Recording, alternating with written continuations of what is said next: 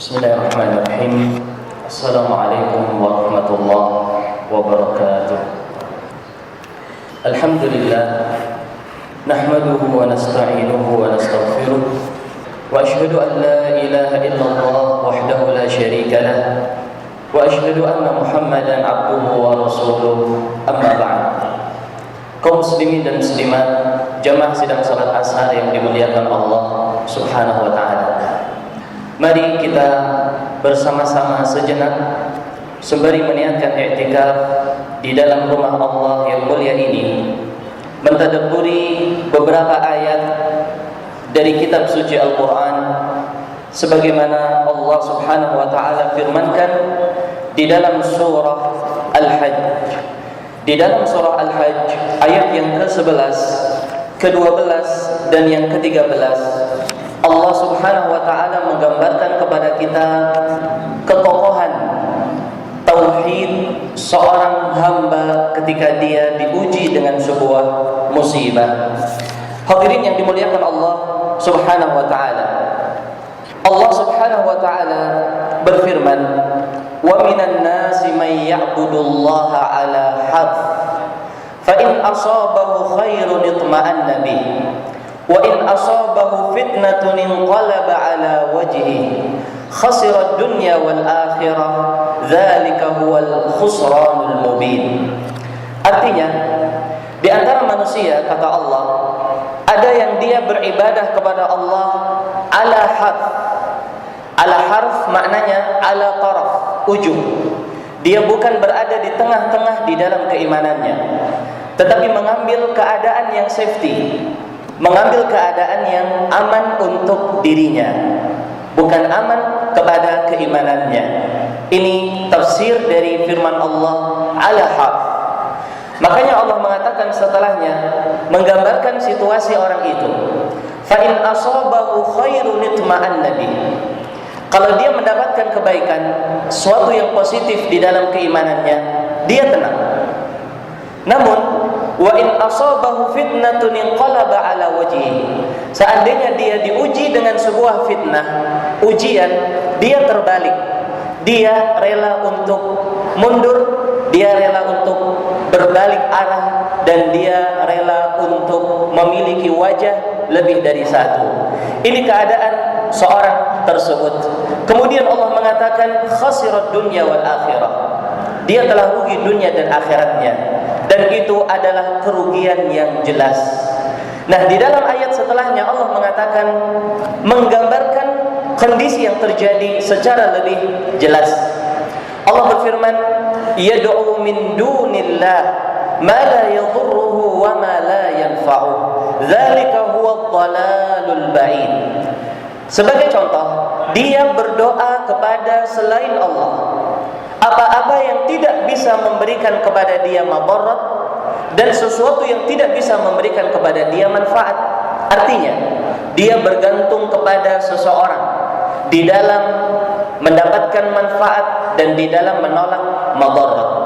Dia menggantungkan nasibnya kepada pohon, kepada patung, kepada batu, kepada jin, kepada siapa saja dari selain Allah Subhanahu wa taala. Allah mengatakan zalika huwa dhalalul ba'id. Itu adalah kesesatan yang sangat nyata. Jamaah yang saya hormati, ketika seorang di dalam mengawal keimanannya, dia menjadikan selain Allah sebagai sandarannya, maka dia paling tepat di dalam firman Allah ala harfin. Dia beribadah di ujungnya saja. Dia lemah keimanannya, mengambil yang safety. Seandainya situasinya ini menguntungkan dia, maka dia akan berada di dalam posisinya. Kalau situasinya merugikan dirinya, dia rela untuk menjual tauhid dan agamanya. Ini keadaan seseorang yang beribadah kepada Allah ala harf. Di dalam ayat yang ke-13 lebih jelas lagi Allah menggambarkan. Allah berfirman, yad'u laman darruhu aqrabu min naf'ihi labi'sal maula wa labi'sal asir. Dia berdoa kepada seseorang, kepada manusia, kepada benda, menyandarkan nasibnya kepada sebuah benda, ataukah seseorang yang sudah mati, ataukah mereka yang masih hidup. Apa-apa yang sebenarnya nasib jelek dia itu lebih cepat datang kepada dia daripada manfaatnya. Jamaah yang saya hormati, hadirin jamaah sidang salat asar yang dimuliakan Allah.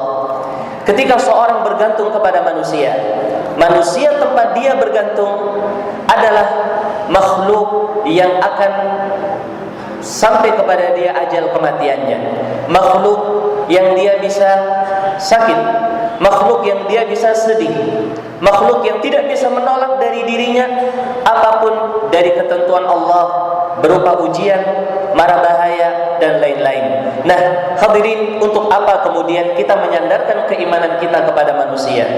Sandarkan keimanan kita kepada Allah. Itu yang dinamakan dengan tauhid. Pegang erat-erat tali Allah, pegang kuat-kuat agama Allah. Apapun yang terjadi, dari kesusahan hidup, dari kesenangan hidup, ini adalah bumbu dari kehidupan kita, lika-liku yang harus kita lalui. Seandainya kita menjadikan agama ini sebagai bahan yang kita mendapatkan manfaat dan meninggalkan ketika kita mendapatkan madarat, berapa banyak kita harus rela mengorbankan agama kita. Hadirin yang dimuliakan Allah, kemudian di akhir ayat yang ke-13 Allah mengatakan labi'sal maula wa labi'sal ashir. Sungguh dia adalah sejelek-jelek teman, sejelek-jelek sandaran dan sejelek-jelek keluarga. Hadirin yang dimuliakan Allah, seorang yang menyandarkan nasibnya kepada selain Allah, dia itu ibarat menyandarkan nasibnya di atas sarang laba-laba. Seakan-akan lemah sandaran dia. Allah gambarkan kabaitil ankabut, seperti rumah dari laba-laba. Kelihatan indah, kelihatan mewah, menjanjikan, investasi yang mungkin dia pikir tidak akan rugi. Padahal ketika terkena sesuatu yang ringan saja, hancur sarang laba-laba itu. Oleh karena itu jamaah sidang salat asar yang berbahagia, jangan kita menjadikan agama kita sebagai bahan untuk spekulasi di dalam kehidupan kita. Tidak. Tetapi kita jadikan dunia kita sebagai spekulasi untuk mempertahankan agama kita. Kita berpikir, ya, seandainya kita mempertahankan agama Allah, menyandarkan diri kita kepada Allah, kita berprediksi bisa jadi dunia kita berhasil, bisa jadi akhirat, bisa jadi dunia kita hancur. Tetapi kita tetap yakin kalau akhirat kita akan berhasil.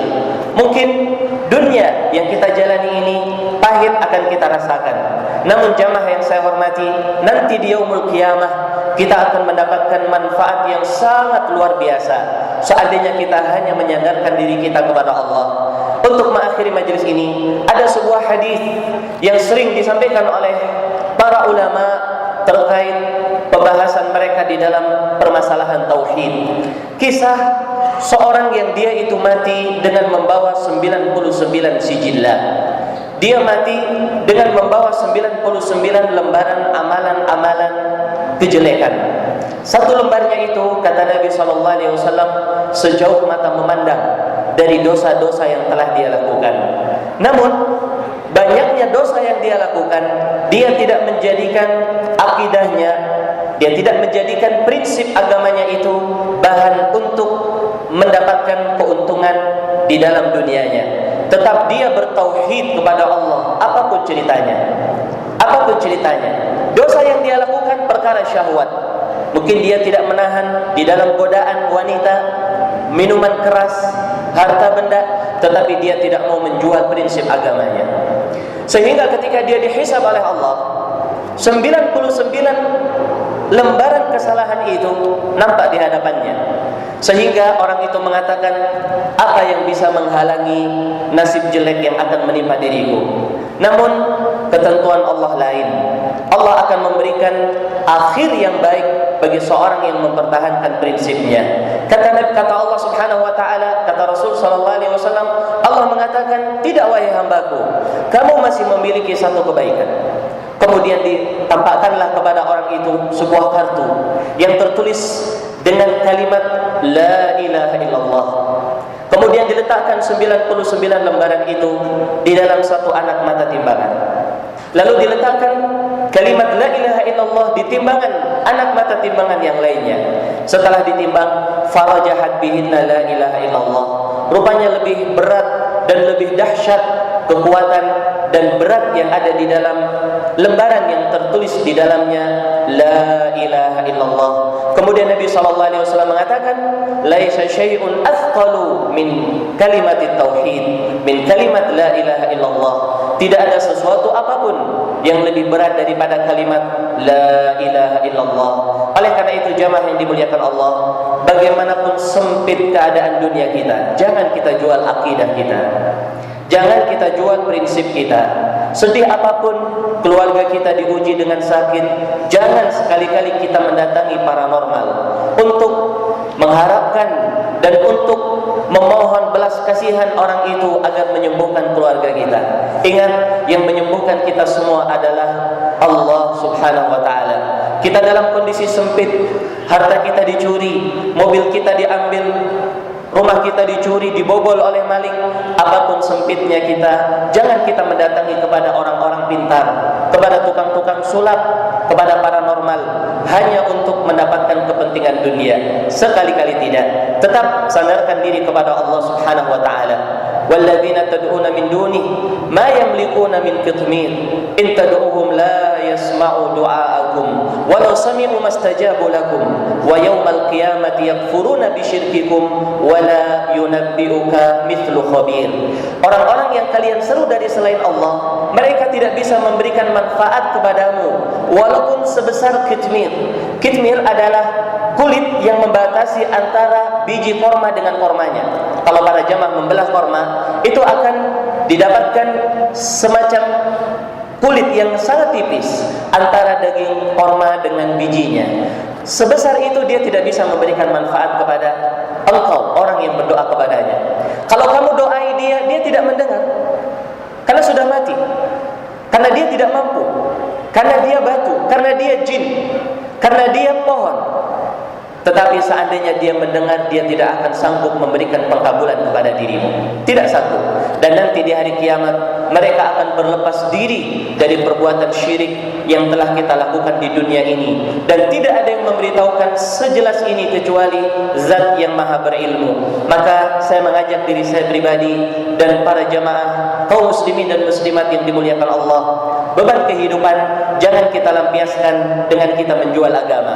Jangan kita menjual prinsip, menjual tauhid. Ingat, la ilaha illallah, asyhadu an la ilaha illallah wa asyhadu anna Muhammadan Rasulullah adalah modal yang dengannya kita akan mempertahankan untuk meraih surganya Allah Subhanahu wa ta'ala. Seandainya ini kotor, rusak gara-gara syirik, baik syirik besar atau syirik kecil, jangan harap kita akan bisa mempertahankan dengannya kalimat itu dengan surganya Allah Subhanahu wa ta'ala. Oleh karena itu, mari kita belajar ilmu agama sehingga kita semakin kokoh akidah kita, semakin kuat landasan kita, dan semakin dalam kepercayaan kita kepada Allah Subhanahu wa ta'ala. Belajar ilmu agama yang bersumber dari Al-Quran dan Sunnah dengan pemahaman para sahabat Nabi SAW adalah ibarat kunci di dalam membuka semua jenis kesulitan yang akan dihadapi oleh seseorang di muka bumi ini. Harapan kita, akidah, tauhid, Islam, iman, dan kekuatan kepercayaan kita kepada Allah berupa akidah yang benar akan terus kita bawa sampai kita bertemu dengan Allah Subhanahu wa ta'ala. Kiranya ini yang dapat saya sampaikan. Semoga 3 ayat dari surah Al-Hajj yang ke-11, 12, dan 13 bisa menjadi tambahan faidah di sore hari yang berbahagia ini untuk mendapatkan hari yang lebih baik daripada hari kemarin, dan sebagai modal hari esok yang insya Allah lebih baik daripada hari ini. Ini yang dapat saya sampaikan. Kurang lebihnya mohon maaf.